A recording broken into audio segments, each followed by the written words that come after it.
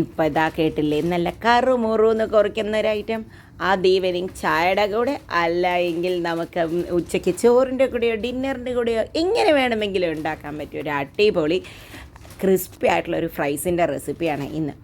നിങ്ങൾ ഇതുവരെ ഇത് ട്രൈ ചെയ്തിട്ടുണ്ടാവില്ല, എന്തായാലും ഒന്ന് ട്രൈ ചെയ്ത് നോക്കൂ, തീർച്ചയായും ഇഷ്ടപ്പെടും. ഈ വെജിറ്റബിൾ ഇഷ്ടമില്ലാത്ത ആൾക്കാർ പോലും ഇതുകൊണ്ട് ഇങ്ങനെ ഉണ്ടാക്കിയാൽ കഴിച്ചിരിക്കും. അപ്പോൾ നമുക്കത് എന്തുകൊണ്ടാണെന്ന് നോക്കാം. നമ്മൾ ഉണ്ടാക്കാൻ പോകുന്നത് ഇതാ കൊത്തവര എന്നൊക്കെ പറയില്ലേ, കൊത്തമര എന്നൊക്കെയാണ് നമ്മൾ പറയുക, ക്ലസ്റ്റർ ബീൻസ്. അപ്പോൾ ഇതുകൊണ്ടാണ്. അപ്പോൾ ആദ്യം ഈ കൊത്തമരയെ നന്നായി കഴുകിയെടുക്കാം. പിന്താണെങ്കിൽ അതാണ് ടേസ്റ്റ്. ഭയങ്കര മൂത്ത സാധനം കൊണ്ട് ഉണ്ടാക്കിയ ഇതിന് അത്ര ടേസ്റ്റ് ഉണ്ടാവില്ല. അതിന് ഇതേപോലെ 2 പീസാക്കുക. കൊത്തവര എടുത്തിട്ട്, കൊത്തവര പൊതുവേ അധികം ആർക്കും ഇഷ്ടമില്ലാത്തൊരു വെജിറ്റബിളാണല്ലേ. പക്ഷേ ഈ കൊത്തവര ഇങ്ങനെ ഒന്ന് ഉണ്ടാക്കി നോക്കൂ, ഇഷ്ടമില്ലാത്തവർ പോലും കഴിച്ചിരിക്കും. നമ്മളത് മുറിച്ചെടുത്ത് വന്നിട്ടുള്ള കൊത്തവര എടുത്തിട്ട് അതിലേക്കിട്ടുണ്ട്. ഒരു 10-20 തന്നെ ഉണ്ടായിരുന്നു. അതിലേക്കിട്ടു. ഇനി കുറച്ച് ഉപ്പൊക്കെ കുറച്ച് നല്ലോണം ഇട്ടാലേ അതിൽ കാണില്ല. അപ്പോൾ കുറച്ച് ഉപ്പ് നന്നായിട്ടൊന്ന് സ്പ്രെഡ് ചെയ്ത് കൊടുക്കാം നമുക്ക്. ഇനി ഇതിലേക്ക് ആവശ്യമായ മസാലകളാണ്. ഒരുപാട് മസാലകളൊന്നുമില്ല. കുറച്ച് മഞ്ഞൾപ്പൊടി, അതും അത്യാവശ്യം നന്നായി തന്നെ ഇട്ടാലേ അത് കാണുകയുള്ളൂ. അപ്പോൾ ഒരു 1/4 ടീസ്പൂണോളം മഞ്ഞൾപ്പൊടി നന്നായി ഒന്ന് വിതറി കൊടുത്തിട്ടുണ്ട്.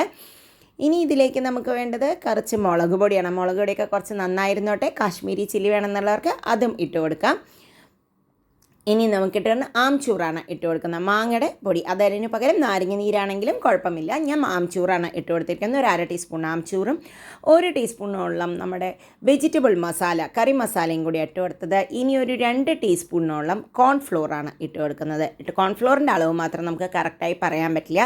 കുറച്ചും കൂടി ഉപ്പ് മുകളിൽ ഇട്ട് കൊടുത്തിട്ടുണ്ട്. ഇനി ഇതിനെ നമുക്ക് വെള്ളം ആഡ് ചെയ്യുന്നതിന് മുമ്പ് നന്നായി ഒന്ന് ജസ്റ്റ് കൈകൊണ്ട് എല്ലാവിടേക്കും ഒന്ന് ആക്കി കൊടുക്കാം. അത് കഴിഞ്ഞതിന് ശേഷം കുറച്ച് വെള്ളം തളിച്ചുകൊണ്ട് മാത്രം നമുക്ക് ഇതിനെ ഒന്ന് മിക്സ് ചെയ്തെടുക്കാം. ഇതിനെ ഒന്ന് മിക്സായി വന്നിട്ടുണ്ട്. അപ്പോൾ ഇങ്ങനെ ഒന്ന് മിക്സായി വരുമ്പോൾ നമുക്ക് കുറച്ച് വെള്ളം തളിച്ച് എല്ലാ സ്ഥലത്തേക്കും ഒരുപോലെ ആക്കാൻ നോക്കുക. ഏകദേശം എല്ലാറ്റിലും ഒന്ന് പിടിക്കണം. അപ്പോൾ കുറച്ചും കൂടി കോൺഫ്ലോർ വേണം തോന്നി എല്ലാറ്റിലും ആഡ് ആവാൻ വേണ്ടിയിട്ട്. അതുകൊണ്ട് എഗെയിൻ ഒരു 2 ടീസ്പൂണോളം കോൺഫ്ലോറും കൂടി ഇട്ട് കൊടുത്തിട്ടുണ്ട്. കോൺഫ്ലോറിൻ്റെ അളവ് നിങ്ങളുടെ അതിൽ പിടിക്കുന്നതിനനുസരിച്ചാണ് ഇട്ട് കൊടുക്കേണ്ടത്. അപ്പോൾ ഇതിൽ പിടിച്ചിട്ടില്ല എങ്കിലും വറുത്ത് കഴിഞ്ഞാൽ നല്ലതാണ്, പക്ഷേ പിടിച്ചു കഴിഞ്ഞാലാണ് അതിന് കൂടുതൽ ടേസ്റ്റ്. അപ്പോൾ എല്ലാറ്റിലും നല്ലോണം കോട്ടഡ് ആയിട്ടുണ്ട്. ഇങ്ങനെ ഒരു 2 മിനിറ്റ് നമുക്ക് വെക്കാം. അത് കഴിഞ്ഞതിന് ശേഷം നമുക്ക് ഇതിനെ ഒന്ന് നന്നായി വറുത്തെടുക്കാം. അപ്പോൾ അതിനായിട്ട് എണ്ണ നല്ല ചൂടായ എണ്ണയിലേക്ക് ഇങ്ങനെ ഇട്ട് കൊടുക്കുക. ഏകദേശം കോട്ടഡ് ആയിട്ടുള്ളതെല്ലാം ഇട്ട് കൊടുക്കാം. നമുക്ക് കോട്ടഡ് ആയിട്ടില്ല എങ്കിലും നന്നായിട്ട് കോട്ടഡ് ആകുമ്പോഴാണ് ഏറ്റവും ടേസ്റ്റി ആയിരിക്കുന്നത്. അപ്പോൾ നല്ല ക്രിസ്പി ആയിട്ടുണ്ടാവും. ഇത് ഒരുപാട് നേരം ഫ്രൈ ചെയ്യേണ്ട ആവശ്യമൊന്നും വന്നില്ല. ഇതൊരു ഏകദേശം നല്ല ചൂട് തന്നെയാണ് വറുത്തെടുത്തത്. ഇടയ്ക്കൊന്ന് മറിച്ചിട്ട് കൊടുക്കുക. അപ്പോൾ ഇതാ നന്നായി നല്ല ഗോൾഡൻ കളറിൽ നന്നായി വറുത്തെടുത്ത് വന്നിട്ടുണ്ട്. അപ്പോൾ നമുക്കിത് കോരിയെടുക്കാം.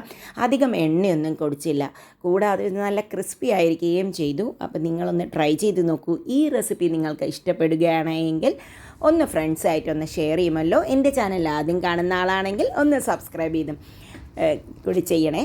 അപ്പോൾ ഇനി ഇതൊന്ന് കഴിച്ച് നോക്കാം. അപ്പോൾ നല്ല കോട്ടഡായിട്ട് നല്ല ക്രിസ്പി ആയിട്ടുള്ള സാധനം തന്നെയാണ് കഴിച്ച് നോക്കുന്നത്. കേട്ടില്ലേ സൗണ്ട്? അപ്പോൾ ഇതുമാതിരിയുള്ള ഒരു ഫ്രൈസ് ഉണ്ടാക്കി നോക്കി അഭിപ്രായം അറിയിക്കുമല്ലോ. By, thank you.